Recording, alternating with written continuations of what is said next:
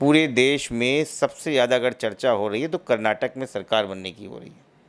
कर्नाटक में विपक्ष में एक बड़ी जीत करी है, वहाँ भारतीय जनता पार्टी को धूल चटा दी गई है। और पूरे टाइम आप मीडिया में सुबह आप 7 बजे से देख लीजिए, सिर्फ वो किस तरीके से बापू की मूर्ति को अनावरण कर रहे हैं और वही दिखा रहे हैं। आप ये भी देखिए, भारतीय जनता पार्टी को जब विदेश में जाना होता है तो बापू की याद आती है, और जब सेंट्रल विस्टा का ओपनिंग करनी होती है तो सावरकर की जयंती के दिन जाते हैं, जो बापू के ध्रुव विरोधी थे। तो इनकी कथनी और करनी में सर्वथा विरोधाभास है, और ये देश की जनता को समझना चाहिए कि सिर्फ चुनाव जीतने से ये देश नहीं जीता जाता है। देश का दिल जीतना पड़ता है, देश के लोगों के साथ चलना पड़ता है, देश को आगे बढ़ाना पड़ता है, और वो नहीं कर पा रही है भारतीय जनता पार्टी।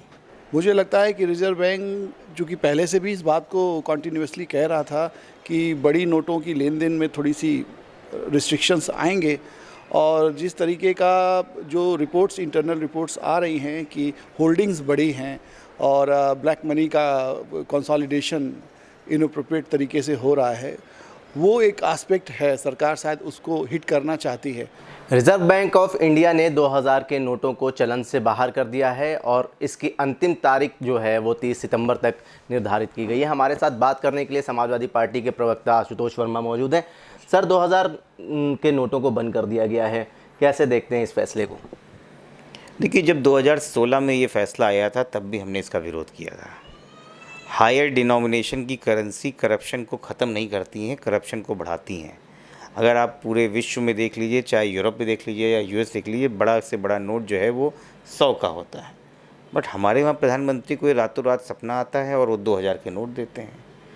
मुझे दुख इस बात का है कि इस पूरी प्रक्रिया में पिछले 7 सालों में अगर कोई परेशान हो रहा है तो मध्यम वर्ग और अल्प वर्ग वाला आदमी परेशान हो रहा है।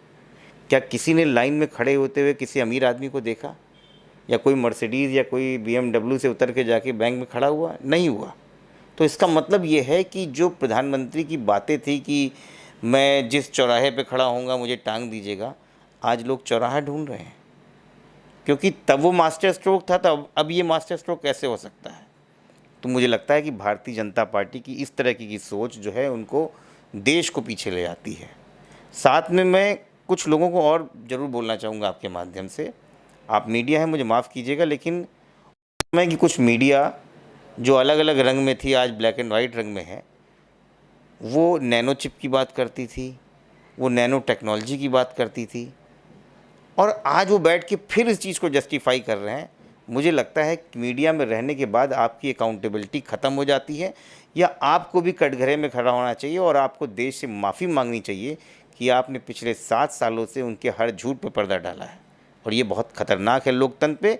ऐसे लोग पत्रकारिता नहीं करनी चाहिए। सर, जब नोटबंदी हुई थी 2016 में, तो प्रधानमंत्री ने नोटबंदी जब लागू करी थी, ये कह के कहा था कि 2000 के नोट से टेरर फंडिंग रुकेगी और जो ब्लैक मनी है वो बाहर आएगी। आपको क्या लगता है, ये फैसला जो था प्रधानमंत्री का, टेरर फंडिंग रोक पाया था या ब्लैक मनी जो था वो बाहर आ पाया था?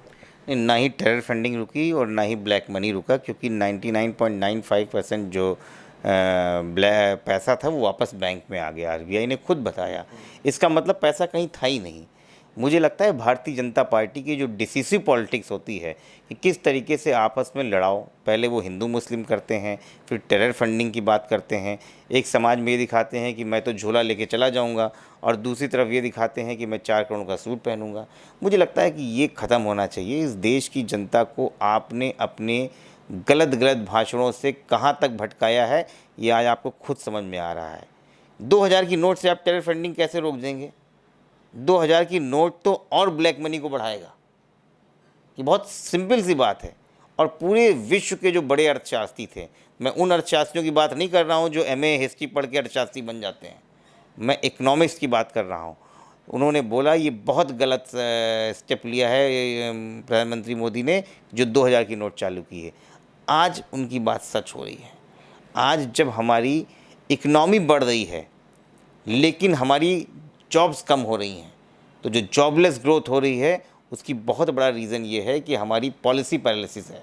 और चाहे वो इकोनॉमिक्स में हो, चाहे वो फॉरेन रिलेशंस में हो, चाहे वो इंटरनल मैटर्स में हो, चाहे हमारे पूर्वोत्तर राज्यों की स्थिति हो, चाहे सीमावर्ती राज्यों की स्थिति है, हर जगह भारतीय जनता पार्टी की पॉलिसी पैरालिसिस ये देश झेल रहा है।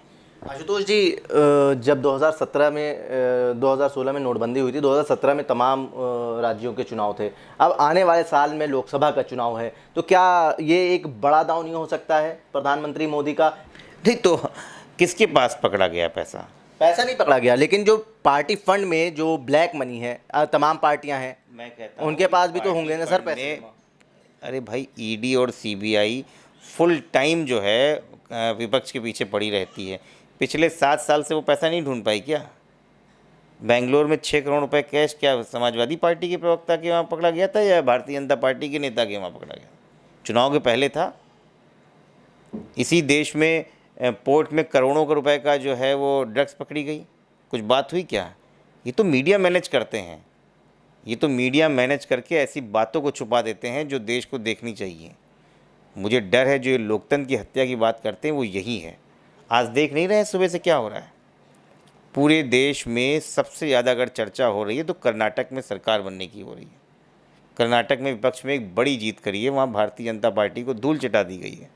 और पूरे टाइम आप मीडिया में सुबह आप 7 बजे से देख लीजिए, सिर्फ वो किस तरीके से बापू की मूर्ति को अनावरण कर रहे हैं और वही दिखा रहे हैं। आप ये भी देखिए, भारतीय जनता पार्टी को जब विदेश में जाना होता है तो बापू की याद आती है, और जब सेंट्रल विस्टा का ओपनिंग करनी होती है तो सावरकर की जयंती के दिन जाते हैं, जो बापू के ध्रुव विरोधी थे। तो इनकी कथनी और करनी में सर्वथा विरोधाभास है, और ये देश की जनता को समझना चाहिए कि सिर्फ चुनाव जीतने से ये देश नहीं जीता जाता है। देश का दिल जीतना पड़ता है, देश के लोगों के साथ चलना पड़ता है, देश को आगे बढ़ाना पड़ता है, और वो नहीं कर पा रही Bharatiya Janata party. Reserve bank of India ने 2000 के नोटों का चलन बंद कर दिया है और 30 सितंबर उसकी लास्ट डेट है उसको जमा करवाने की। हमारे साथ बात करने के लिए लखनऊ विश्वविद्यालय के पॉलिटिकल साइंस के प्रोफेसर डॉक्टर अमित कुशवाहा जी मौजूद हैं। सर, कैसे देखते हैं इस फैसले को? देखिए, ये फ़ैसला सरकार ने और रिज़र्व बैंक ने जो लिया है फ़ैसला, मुझे लगता है कि रिज़र्व बैंक जो कि पहले से भी इस बात को कॉन्टीन्यूसली कह रहा था कि बड़ी नोटों की लेन देन में थोड़ी सी रिस्ट्रिक्शंस आएंगे, और जिस तरीके का जो रिपोर्ट्स, इंटरनल रिपोर्ट्स आ रही हैं कि होल्डिंग्स बड़ी हैं और ब्लैक मनी का कंसोलिडेशन इनअप्रोप्रिएट तरीके से हो रहा है, वो एक एस्पेक्ट है, सरकार शायद उसको हिट करना चाहती है। दूसरी चीज़ है कि एक आम प्रक्रिया है करेंसी बदलना। हाँ, इससे इनकन्वीनियंस जनता को होती है, निश्चित तौर पर एक आम जनता जो है देश की, वो इससे प्रभावित होती है। लेकिन पिछले 4 वर्षों से 2000 नोट का चलन ऑलमोस्ट कम हो रहा था। मार्केट में, एटीएम्स मशीन में या बैंक्स में 500 के नोट्स ही प्रॉब्ली ज़्यादा मिल रहे थे। तो सरकार शायद कुछ नई योजना के साथ कुछ कम करेंसी के नोट्स लॉन्च करना चाहती है, ताकि एक्यूमुलेशन जो हमने बताया इनअप्रोप्रिएट हो रहा है ये रुके। दूसरी चीज़ है डिजिटल करेंसी की तरफ सरकार ज़्यादा लोगों को ले जाना चाहती है। तो सरकार की अपनी एक फिनेंशियल ये स्ट्रैटेजी और डिसीजन का पार्ट है, जिसमें रिजर्व बैंक ने 2000 की नोट फ़िलहाल तत्काल के लिए बंद किया है। आगे शायद कुछ वो भावी योजना के साथ देश की जनता के समक्ष कुछ नए नोटों के साथ, कुछ बड़े मूल्य के या छोटे मूल्य के, जैसा भी हो, उस कन्वीनियंस के साथ वो आना चाहते हैं। ठीक है अमित जी, एक सवाल ये भी बन रहा है, आपने बोला कि उसकी होल्डिंग ज़्यादा हो गई थी 2000 के नोटों की, लेकिन एक सवाल ये भी बन रहा है, जब सरकार ने नोटबंदी करी थी 2016 में और 500 के 2000 के नए नोट प्रचलन में आए थे, तो उस टाइम सरकार का यही कहना था कि इससे टेरर फंडिंग रुकेगी और ब्लैक मनी जो है वापस आएगा और होल्डिंग नहीं हो पाएगी। तो होल्डिंग नहीं हो पाएगी तो क्या सरकार उस वक्त नहीं जानती थी कि जितना बड़ा नोट होगा उतनी ज़्यादा होल्डिंग होगी? देखिए, ये सरकार का उस तरीके से, जो कि जब करेंसी का जो मैट्रिक्स है वो इस तरीके से चलता है कि जितना हमारा रिज़र्व है, गोल्ड का रिज़र्व से, उतने पैरेलल हमें करेंसी सिस्टम में रन करनी, उतना ही हम रीजनरेट कर सकते हैं। चूँकि 1000 का नोट एकाएक ख़त्म किया था तो उतनी बड़ी करेंसी को एडजस्ट करना था, वो बैलेंस बनाना था, इकॉनमी का बैलेंस, नहीं तो बिगड़ जाता। तो 500 के साथ 2000 का नोट लॉन्च किया। लेकिन सरकार तब भी कह रही थी, और रिजर्व बैंक ने भी इस बात को बारंबार कहा है कि बड़े करेंसी के नोट्स अर्थव्यवस्था के लिए ठीक नहीं होते हैं, जिससे कि इस बात जिससे भ्रष्टाचार के बहुत सारे मामले निखर कर आ रहे हैं। ईडी और सीबीआई की लगातार पूरे देश भर में भ्रष्टाचारियों के खिलाफ जमकर आंदोलन की तरह मुहिम चल रही है। बहुत सारे लोगों का छुपा हुआ धन वापस आ रहा है, निकल कर बाहर आ रहा है, जनता के स्पीयर में आ रहा है। तो इस तरह की प्रैक्टिसेस मेरे ख्याल से जो एक्यूमुलेशन की हैं बड़ी करेंसी के आधार पर, वो फिर से रुकेंगी और इस पे सरकार अपना एक नियंत्रण बना पाएगी। एक तो ये बात है। दूसरी बात है कि ये एक टाइमली सरकारों का भी अपना एक रवैया रहा है। जो आप दुनिया भर की करेंसी का जो स्ट्रक्चर देखेंगे, रिन्यूअल ऑफ करेंसी, ये हर डेवलपिंग इकॉनमी के देश ये करते हैं टाइम टू टाइम, ताकि एक बैलेंस बना रहे। क्योंकि हमारी अर्थव्यवस्था एक बहुत ही बड़े असंगठित धंधों से चलती है या उद्योग धंधों से चलती है, इसकी इकॉनमी बहुत असंगठित है।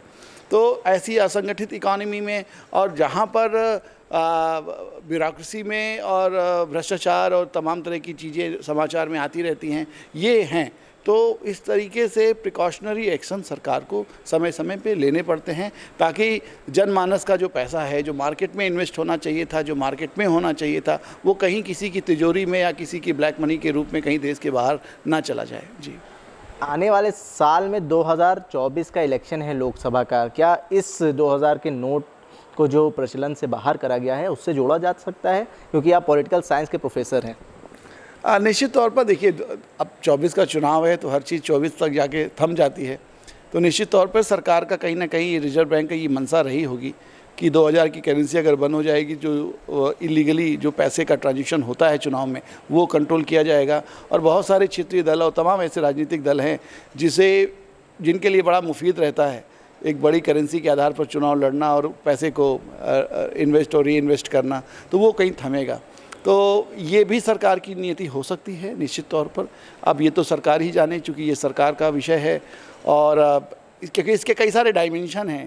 तो निश्चित तौर पर देखिए, एक आम धारणा तो है ही कि लोगों के पास कुछ खास तरह के वर्ग विशेष जो है, उनके पास धन का एक अकूत संपत्ति का एक्युमुलेशन हुआ है।